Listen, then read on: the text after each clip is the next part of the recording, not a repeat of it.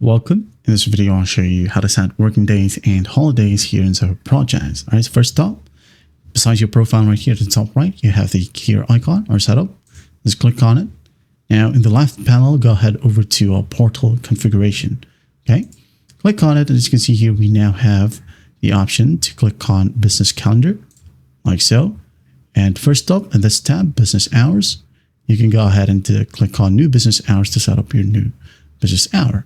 Okay, but by default, you have one right here. If you want to add one again, click on the blue button, business hours name, maybe a weekend shifts, okay?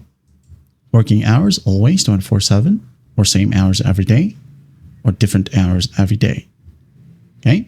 If you want to add in some holiday list, if this is your first time, you don't have that option in here, but you can go ahead and add it right here. Or at the top right, okay, in this section, or in this tab, you have holiday list, you can add one as well. So let's just go ahead and click on add. There you go. If you want to edit it, click on edit and change it to same hours every day, for example, or different hours every day.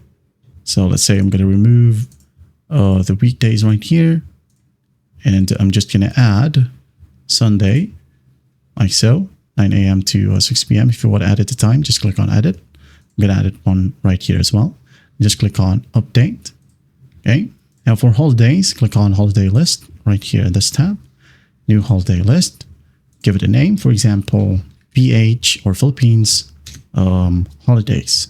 Associate business hours if you want to, from standard or weekend shifts. Okay. I'm just going to go ahead and select standard or both. Now for the holiday, let's say on January 1, okay, New Year's Eve. Okay, I'm just going to go ahead and click on save, and the holiday is now added. Maybe December 25 right here, Christmas Day. Okay, click on save, and it will be added. So once that's done, once you have added all the holidays available for this list, just click on add, and once done, you're good to go. That is it.